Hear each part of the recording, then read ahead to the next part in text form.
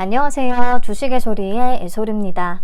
네, 청약으로 무지 바빴던 3주차도 이렇게 마무리가 되네요. SOS랩의 1일차 마감 데이터 살펴보고요. 주말 동안은 좀 푹 쉬시면 되겠습니다. 자, BNK 투자증권은 청약 건수를 공개하지 않고 있거든요. 전화를 해서 여쭤봐야 되는데 오늘은 1일차이기 때문에 그렇게까지 제가 적극성을 보이지는 않았고, 월요일에는 좀 틈틈이 전화 연결을 열심히 해서 청약 건수를 알려드리도록 할게요. 자, 한투에는 13만 3,083건이 들어왔습니다. 증거금은 한투에 2,177억 원, 그리고 BNK에는 12억 원 정도가 유입되면서 총 2,189억 원 정도 참여를 했고요. 이 데이터 기준으로 해서 2일차 예상을 다시 해볼 텐데, 우선 청약 건수는요, 앞에서 한투에 13만 3,083건이 들어왔잖아요. 그러면 D&D 파마텍이랑 딱 비슷한 수준이거든요. 그래서 2일차에는 42만 건 정도가 들어오지 않을까 생각하고 있습니다. 그래서 저는 한투에 42만 건, BNK는 계좌를 추가로 좀 개설했을 것을 고려해서 17,000건 정도, 그래서 총 43만에서 44만 건 사이를 예상을 하고 있습니다. 그러면 한투는 균등히 0.57주, BNK는 0.74주. 아무튼 균등만 청약하실 분들은 BNK가 확률상으로 한 주를 받기에 더 유리할 것으로 보입니다. 그리고 증거금은 총 4.7조 원에서 4.8조 원 정도를 잡고 있는데요. 한투에 4.62조, 그리고 BNK에는 1,400억 원 정도를 보고 있습니다. 그래서 비례 경쟁률의 차이가 꽤 클 수밖에 없을 것 같아요. 이게 청약 한도의 차이가 너무 크다 보니까 그럴 수밖에 없는 거죠. 계좌 수의 차이도 굉장히 크고요. 그래서 비례 한 주까지는요, BNK 투자증권이 훨씬 유리할 거라고 생각합니다.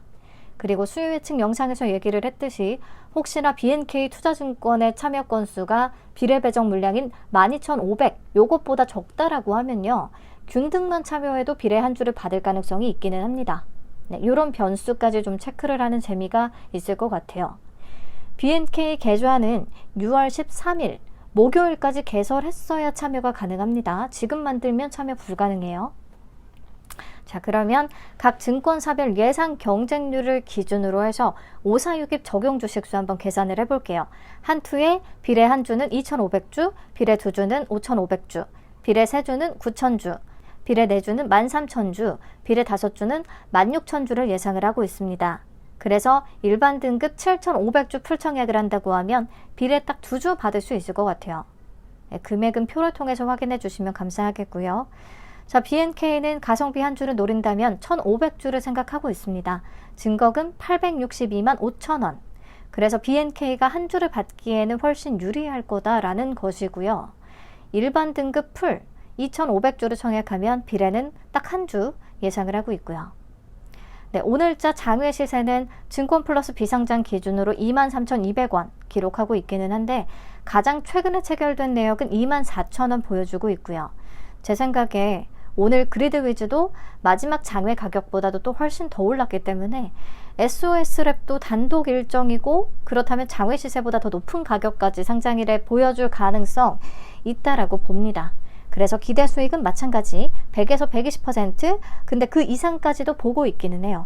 자, 그러면 기대 수익이요, 한투에 풀청약을 했을 때 더블 기준으로 23,000원, 파킹 이틀치 이자보다 낮기는 한데 실익이 크진 않다라는 거, 요게 150% 막 이상 올라줬으면 좋겠네요.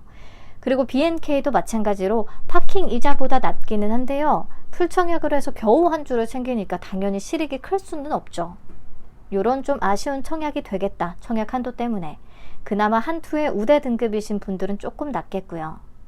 네, 그러면 월요일 아침에 라메디텍의 상장 라이브에서 만나 뵙도록 하고요. 오후에 또 SOS랩의 경쟁률 라이브 통해서 청약 같이 마무리하시면 되겠습니다. 오늘도 함께 해주셔서 감사합니다. 주말 잘 보내세요. 안녕.